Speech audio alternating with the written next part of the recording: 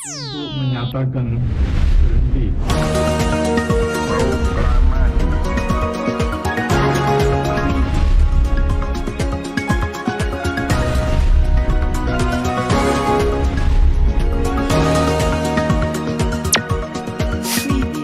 Ini praktek yang jarang karena di dalam Kepres tentang abolisi Tom Lembong jelas-jelas disebutkan menghentikan semua proses hukum dan akibat hukumnya. Ingat itu, menghentikan semua proses hukum dan akibat hukumnya.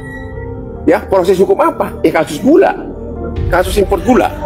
Jadi hanya dari situ aja sebenarnya kejaksaan seharusnya mensukseskan program dari Bapak Presiden. Assalamualaikum warahmatullahi wabarakatuh. Kembali lagi bersama saya Naura di Secret Story Podcast. Teman-teman, nama Tom Lembong selama ini identik dengan dunia ekonomi, kebijakan publik, dan politik nasional. Namun pada tahun 2024 hingga 2025, publik dikejutkan dengan kabar penetapan dirinya sebagai tersangka kasus dugaan korupsi impor gula yang merugikan negara ratusan miliar rupiah. Proses hukum yang panjang, vonis 4,5 tahun penjara, hingga langkah dramatis Presiden Prabowo memberikan abolisi membuat kasus ini penuh warna antara hukum, politik, dan juga rekonsiliasi nasional. Hari ini kita akan menerusi fakta ya, kronologi dan kontroversi dan dampaknya bagi wajah pemberantasan korupsi di Indonesia. Untuk membahas perspektif ini telah hadir bersama kami Miss Yasmin sebagai dosen dan juga pengacara. Terima kasih Miss sudah menyempatkan waktu untuk bergabung dengan kami hari ini. Sama-sama, terima kasih juga atas kesempatannya dan sudah mengundang saya untuk podcast hari ini. Oke, baik Miss. Seperti tadi yang sempat saya mention juga ya Miss di awal, proses hukum terkait kasus korupsi yang sampai hari ini sebenarnya masih berjalan juga. Sebenarnya jika hakim sendiri itu menyebut tidak ada niat jahat gitu ya, mengapa sih vonis tetap dijatuhkan? Apakah hukum pidana korupsi di Indonesia itu memang tidak memerlukan bukti niat untuk menghukum? Silakan Miss. Oke, baik. Untuk menjawab pertanyaan tersebut, kita harus kembali ke isi daripada vonis dugaan kasus korupsi Tom Lembong tersebut. Nah, di sini akan saya coba bacakan. Vonisnya adalah mengadili menyatakan terdakwa Thomas Trikasih Lembong bersalah melakukan tindak pidana korupsi secara bersama-sama sesuai dengan dakwaan primer, menjatuhkan pidana kepada terdakwa oleh karena itu dengan pidana penjara selama 4 tahun 6 bulan dan denda 750 juta dengan ketentuan jika tidak dibayar maka akan diganti dengan pidana kurungan selama 6 bulan. Nah, di sini dakwaannya adalah pasal 2 Undang-Undang Nomor 31 tahun 1999 tentang pemberantasan tindak pidana korupsi sebagaimana telah diubah dengan Undang-Undang Nomor 20 tahun 2001 yang berbunyi, setiap orang yang secara melawan hukum melakukan perbuatan memperkaya diri sendiri atau orang lain atau suatu korporasi yang dapat merugikan keuangan negara atau perekonomian negara dipidana dengan pidana penjara minimal 4 tahun dan maksimal 20 tahun dan denda paling sedikit 200 juta rupiah dan paling banyak 1 miliar rupiah. Nah, jadi di sini dakwaan ini harus memenuhi unsur-unsur daripada pasal 2 Undang-Undang Tipikor itu sendiri. Nah, jadi alasan hakim menjatuhkan vonis adalah saya rasa di part perbuatan. Jadi dalam pasal 2 tersebut harus memenuhi unsur-unsur dari tindak pidana korupsi itu sendiri. Yang pertama adalah unsur subjek hukum, yaitu setiap orang baik individu, warga negara biasa maupun pejabat negara maupun korporasi. Yang kedua adalah perbuatan. Perbuatan yang dimaksud di sini adalah memperkaya diri sendiri atau orang lain atau suatu korporasi secara melawan hukum. Di sini memang dalam proses persidangan ataupun pembuktian Tom Lembong itu tidak ditemukan adanya unsur memperkaya diri sendiri dalam artian diri Tom Lembong tersebut. Namun diasumsikan ada pemasukan kekayaan ke perusahaan swasta yang lain tersebut. Nah, jadi asumsinya adalah di situ dan ditambah adanya unsur kerugian Nah, unsur kerugian yang dimaksudkan adalah kalau kita lihat di berita itu ada yang menyebutkan unsur kerugian 400 miliar rupiah. Ya. Ada juga kalau kita mengikuti persidangan yang 8 perusahaan swasta, unsur kerugiannya adalah seharusnya negara mendapat perolehan bea cukai 587 miliar. Oke. Nah, kerugian tersebut yang dimaksudkan kerugian negara yang mana sebenarnya kerugian itu belum real terjadi. Jadi mungkin kalau dalam kacamata saya ya, kalau dalam kacamata atensi masyarakat nih, ini kan merasa nggak ada nih niatan jahat gitu kan, nggak ada niatan jahat, nggak ada kekayaan yang masuk ataupun kerugian negara itu tidak real. Nah di sini pun dari pihak Tom Lembong dan masyarakat juga bertanya kenapa bisa divonis gitu meskipun tidak ada mens rea itu sih. Ya itu memang yang sebenarnya ingin diketahui masyarakat juga ya Miss ya dari kemarin kenapa bisa divonis seperti itu. Miss, kita juga ingin tahu sih kan kemarin hakim sempat menuding Tom mengutamakan ekonomi kapitalis ya dibanding Pancasila. Nah, apakah ini tuh sebenarnya apakah ini argumen hukum atau pesan politik ya Miss? Untuk kapitalis kita harus mengurai dulu nih apa itu kapitalis. Kapitalis itu adalah ketika sistem perekonomian itu alat-alat produksinya dikuasai oleh perusahaan swasta, jadi bukan oleh pemerintah. Nah, tapi yang kita lihat sebelum kita menjawab itu argumen hukum atau pesan politik, kita harus analisa ke case-nya dulu. Nah, jadi dalam kasus ini saya menyimak proses persidangan yang 8 perusahaan swasta yang diduga melakukan tindak pidana tersebut. Sebelumnya saya sebutkan dulu 8 perusahaan swasta ini. Jadi 8 perusahaan swasta ini artinya begini. Jadi kan Tom Lembong sebagai mantan Menteri Perdagangan, nah pada waktu itu memberikan izin untuk impor gula mentah kemudian diolah menjadi gula kristal putih. Nah yang mengolah ini siapa? Yang mengolah ini saat itu adalah memberikan izin bagi 8 perusahaan swasta ini. Nah, jadi 8 perusahaan swasta ini ada PT Angels Product, ada PT Andalan Furnindo, ada PT Sentral Usaha Tama, ada PT Mendang Sudar, ada PT Makassar Tena, PT Duta Segar Internasional, PT Kebun Tebu, PT Berkah Manis Makmur, dan PT Permata Dunia Sukses Utama. Dan saat ini meskipun Tom Lembongnya sudah diabolisi, tapi 8 proses persidangan 8 perusahaan swasta ini masih berjalan. Nah,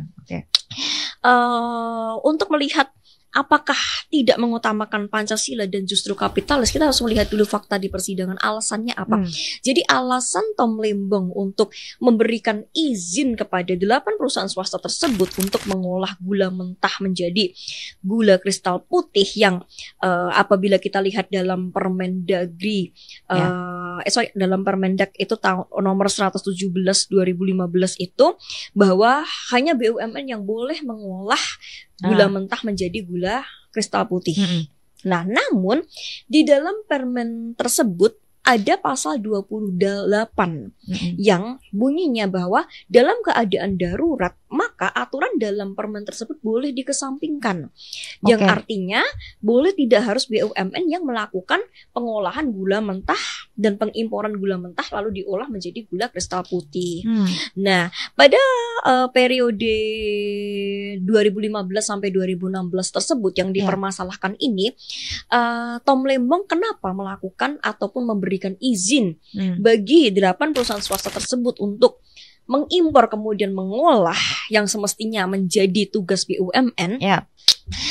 Karena pada saat itu PT PPI, jadi PPPPI, PT Perusahaan Perdagangan Indonesia, itu utangnya sedang berada di Kolima. Dan di posisi Kolima. Kemudian untuk memenuhi kebutuhan masyarakat Indonesia yang berjumlah kurang lebih mungkin 284 juta jiwa, itu dibutuhkan pada tahun itu 200.000 ton gula. Nah, dan untuk pengadaan 200.000 ton gula ini, apabila kita dengan sistem normal, itu membutuhkan anggaran biaya 2 triliun. Dan saat itu PT PPI hanya mempunyai anggaran 200 miliar. Nah, jadi untuk menyelamatkan kebutuhan gula masyarakat Indonesia, maka Tom Lembong dan Itu pun juga atas perintah Presiden Jokowi dan sudah melakukan rakornas yang dihadiri oleh 13 institusi lainnya. Itu mengadakan impor gula mentah yang dilakukan oleh perusahaan swasta. Jadi tidak serta-merta atas karena yang penting bagaimana tapi karena ada keadaan darurat. Yaitu tadi PT PPI hutangnya di Ko 5 dan tidak memungkinkan untuk melakukan sistem normal karena anggarannya 2 triliun sementara budgetnya 2 triliun sementara yang tersedia hanya 200 miliar. Jadi itu sih. Jadi tentu saja di sini sistem kapitalisnya tidak masuk karena masih mengutamakan Pancasila karena yang diutamakan adalah masyarakat Indonesia. Berarti tidak masuk ya Indonesia untuk yang kapitalis tersebut. Lalu Miss untuk pada pasca vonis kemarin ya Miss Tom, beliau atau Melembong menyebutkan bahwa wewenang menteri yang melekat padanya gitu ya diabaikan oleh hakim. Nah, apakah ini pertanda bahwa kebijakan menteri itu bisa dipidana meski dilindungi mandat undang-undang? Iya, jadi melihat kasus ini berarti akan kita sampaikan bahwa Nah, karena di sini ada kejanggalan, yaitu kejanggalan yang cukup besar bagi majelis untuk mengabaikan mandat undang-undang, wewenang yang melekat kepada menteri teknis, bukan kepada forum rakor, apalagi kepada Menko, menteri koordinator, dan lain sebagainya. Nah, jadi dan juga putusan ini dianggap hanya menyalin tuntutan penuntut umum dengan mengabaikan semua fakta di persidangan. Nah, begitu juga karena dalam fakta-fakta persidangan ini ahli-ahli yang menjelaskan apa yang dimaksud dengan surplus gula, tentang yang dimaksud dengan kebijakan melanggar atau tidak pernah diperhatikan oleh hakim. Dan yang paling penting banyak sekali saksi-saksi fakta yang perkataannya berbeda dengan BAP. Dan itu pun tidak dipertimbangkan oleh hakim. Hakim hanya mengacu pada BAP.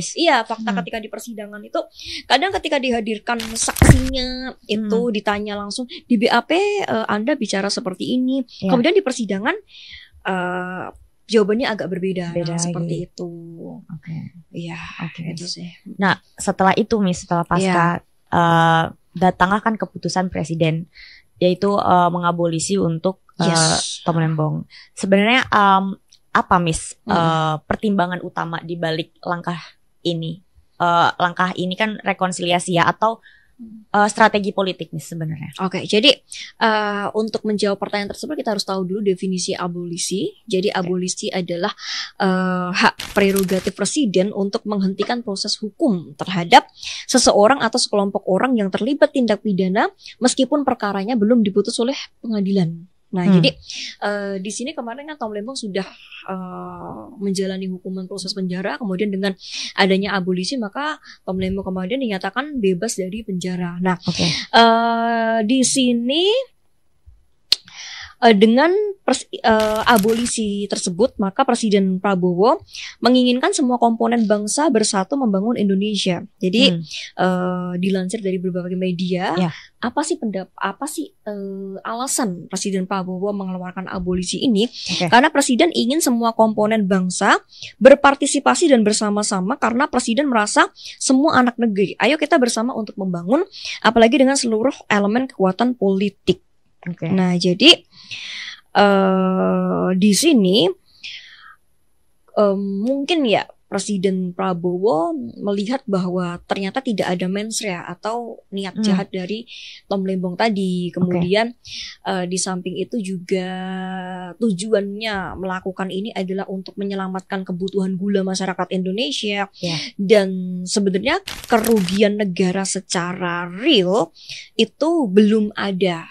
Karena kalau bea cukai kan jika, nah ini kan ada jika itu adalah sesuatu yang belum terjadi.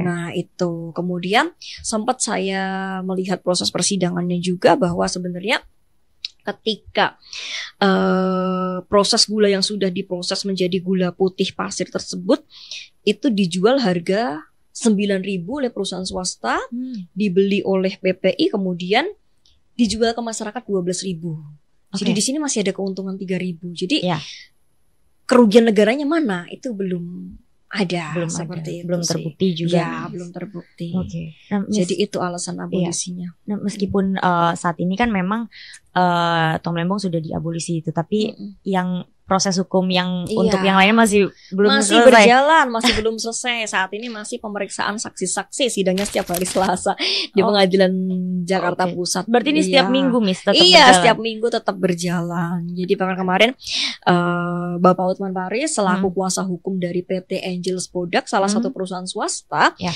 yang didakwa tipikor terkait kasus importasi dan rafinasi gula ini juga menyampaikan pada media publik bahwasanya ini kan Tom Lembong sudah diabolisi ya, artinya sudah bersih ya. Tapi kok yang 8 masih jalan terus proses persidangannya gitu. Oke. Jadi ini yang masih jadi pertanyaan untuk selanjutnya seperti apa. Oke, berarti memang masih panjang ya, Miss, jalannya Iya. untuk nanti sampai selesainya Iya. seperti. Kita harapnya sih sama seperti yang Tom Lembong kemarin. Betul. Jadi karena tujuannya untuk bagus kan untuk ke masyarakat seperti itu. Oke, Miss. Mungkin kita juga ingin tahu dari bagaimana sih dampaknya gitu ya, Miss, terhadap pemberantasan korupsi di negara kita. Jadi bagaimana akhirnya nanti publik bisa percaya, Miss, komitmen anti korupsi pemerintah jika seorang terpidana kasus besar ya, ini dibebaskan lewat abolisi. Bagaimana, Miss? Oke, saya rasa untuk di kasus ini masyarakat masih, karena kita lihat nih, kita mengamati di berbagai media. Kalau kita lihat di semua media, bahkan kasus ini mendapat atensi dari masyarakat, itu masyarakat lebih ke mengatensi ke Pak Tom Lembongnya sendiri. Oke. Jadi lebih ke Pak Tom Lembong ini dikriminalisasi gitu loh, sebagai korban, bukan sebagai pelaku tidak pidana korupsi.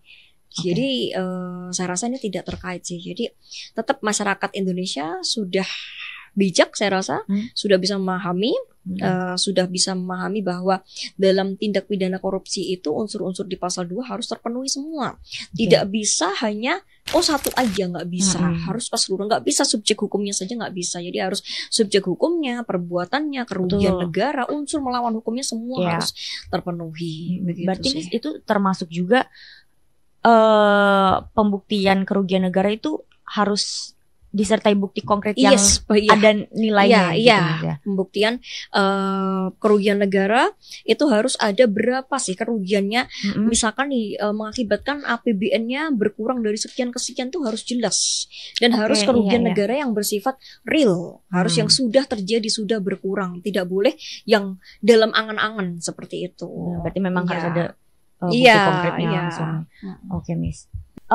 Jadi apakah seharusnya abolisi ini digunakan untuk kasus korupsi yang notabene menjadi momok utama bangsa ini, Kak, meskipun itu memang hak prerogatif presiden gitu, Miss?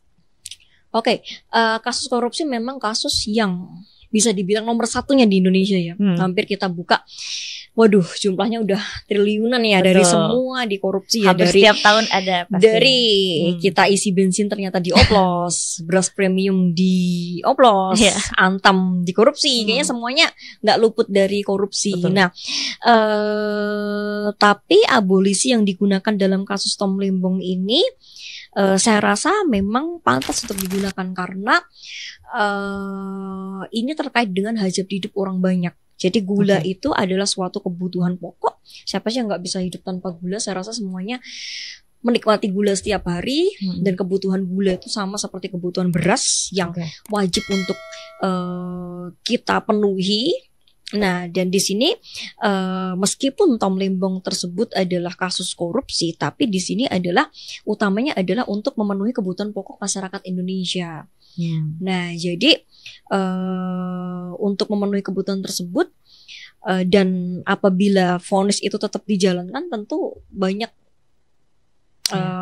komentar-komentar atau yang lain sebagainya gitu loh. Karena ada satu hal juga nih, Bulog ya. Saya lihat fakta persidangan itu Bulog itu juga melakukan hal yang sama dengan PT PPI. Jadi kalau kemarin PPI memberikan izin 8 perusahaan swasta untuk mengimpor gula mentah menjadi gula putih, Bulog juga melakukan hal yang sama terhadap 6 perusahaan swasta. Tetapi kenapa yang Bulog ini tidak jadi tersangka bahkan terdakwa. Ya. Nah, kenapa yang ini aja? Nah, itu sih saya rasa nggak, it's fine kalau dalam hal itu. Oke, Miss. Nah, tapi Miss, mungkin saya agak kembali lagi ya. Kemarin, apakah prosedur penetapan tersangka yang dilakukan Kejaksaan Agung kepada Tom Lembong itu sudah sesuai KUHP, Miss? Atau sebenarnya masih 50-50 atau tidak sesuai gitu, Miss? Iya. Kemarin terkait dengan proses penetapan sebagai tersangka itu memang Tom Lembong sempat mengajukan proses pra-peradilan. Nah, jadi proses pra-peradilan ini adalah proses yang menyatakan bahwa beliau ini keberatan dengan proses penetapan tersangka tersebut karena saya baca-baca di berbagai sumber itu untuk Tom Lembong itu terlalu cepat ya ditetapkan sebagai tersangka ya. Nah, dari jangka waktunya terlalu cepat. Jadi kalau tidak salah hanya diperiksa 4 kali itu yang pertama, dan Tom Lembong ini tidak diberikan hak untuk menunjuk kuasa hukum. Nah, jadi kan kalau apalagi di luar negeri ya, di luar negeri kan seperti di Amerika, Eropa, itu seseorang itu ketika dia dituduh atau didakwa sesuatu, dia punya hak untuk menunjuk penasihat hukum. Betul. Nah, di sini sepertinya Tom Lembong ini kalau saya lihat saya lihat alasan pengajuan pra peradilan yang tanggal 5 November 2024 ini, Tom Lembong itu alasannya permohonan ini ditujukan untuk menuntut keabsahan penetapan tersangka. Nah, alasannya adalah mengklaim adanya sejumlah kejanggalan dalam proses penetapan tersangka dan penahanan Tom Lembong, antara lain tidak adanya hak untuk menunjuk penasihat hukum, bukti permulaan kurang. Jadi kan kalau untuk pembuktian seseorang menjadi tersangka itu harus memenuhi 2 alat bukti. Ya, harus ada 2 alat bukti yang harus menunjukkan bahwa dia telah memenuhi tindak pidana tersebut. Nah, di sini pihak kuasa hukum Tom Lembong itu menyatakan bahwa bukti permulaannya kurang. Kemudian proses penyidikannya juga sewenang-wenang, penahanannya tidak berdasar juga, dan tidak ada bukti perbuatan melawan hukum yang tadi. Seperti nggak ada niatan jahatnya atau melawan hukumnya di mana itu belum terbukti. Dan sekarang kan terbukti bahwa diberikan abolisi seperti itu sih. Oke, Miss. Nah, Miss, mungkin ini jadi yang terakhir nih yang saya mau tanyakan ke Miss Yasmin ya. Kemarin setelah vonis dan juga proses abolisi juga, bagaimana mungkin publik ya akan mengingat Tom Lembong yang diingat sebagai korban kriminalisasi gitu ya, pelaku kebijakan yang melanggar prosedur, atau mungkin pion dalam permainan politik tingkat tinggi. Mungkin gimana nih, Miss? Korban kriminalisasi jelas yang pertama. Karena terlebih lagi Tom Lembong itu menjabat sebagai Menteri Perdagangan di periode pertama pemerintahan Bapak Presiden Jokowi, yaitu tahun 2015, dan kasus yang impor gula mentah menjadi gula halus itu terjadi pada periode tahun 2015 sampai 2016. Pertanyaannya adalah kenapa sekarang baru dipermasalahkan setelah 10 tahun, ya kan? Bahkan saksi-saksi yang berada di proses persidangan saja sudah mulai, mohon maaf Pak, saya ada kelupaan karena sudah 10 tahun. 10 tahun berlalu. Itu. Banyak yang bilang, banyak yang memberikan kesaksian seperti itu. Saya harus ingat-ingat dulu karena sudah 10 tahun. Jadi itu the big question, kenapa baru kasuskan sekarang, baru diperkarakan sekarang, kenapa tidak zaman dulu-dulu? Nah, itu yang pertama. Jadi saya rasa di korban kriminalisasi, kalau untuk pion dalam politik kita belum tahu nih arah politiknya kemana, karena kita belum bisa komentar juga karena baru 1 kasus yang selesai. Jadi kasus yang sebelahnya masih berjalan sampai sekarang. Gitu. Ya, jadi sebenarnya yang sampai sekarang masih jadi pertanyaan, kenapa baru hari ini? Kenapa baru hari ini? Sementara udah dari 2016. Jadi udah kelewat 2 periode pemerintahan. Ini udah periode ketiga nih jadinya. Udah ganti presiden juga. Udah ganti presiden juga gitu. Oke, Miss Yasmin. Nah, tadi kita baru aja ya teman-teman diskusi sama Miss Yasmin yang sebagai dosen dan juga pengacara juga ya, Miss ya, yang ikut mengawal juga proses hukum terkait kasus korupsi ini ya yang ada di Indonesia, yang udah dari akhir tahun lalu ya Miss ya? Udah Iya, berjalan dari ya, Miss, Oktober ya? Dari Oktober ya? 2024. Kalau yang 8 perusahaan baru dari Januari 2025. Dari Januari. Ya, ini udah mau setahun lagi ya Miss. Iya, ini tahu-tahu udah ada 2 Agustus ya. Oke teman-teman, di sini kita bisa melihat ya Miss Yasmin juga kasus Tom Lembong mengajarkan bahwa batas antara kebijakan publik dan pelanggaran hukum bisa menjadi sangat tipis, terutama jika prosedur diabaikan atau kepentingan politik itu juga ikut bermain. Dari ruang sidang hingga keputusan abolisi, kisah ini menjadi pengingat bahwa keadilan bukan hanya soal aturan tertulis, tetapi juga soal persepsi publik, integritas pejabat, dan konsistensi sistem hukum kita. Pertanyaannya, setelah ini apakah publik akan semakin percaya atau justru semakin skeptis terhadap janji pemberantasan korupsi? Kita tunggu bab berikutnya di panggung politik dan hukum Indonesia. Saya Naura, pamit undur diri. Sampai bertemu di episode selanjutnya. Wassalamualaikum warahmatullahi wabarakatuh. Miss Yasmin, terima kasih atas waktunya. Secret story. Oke.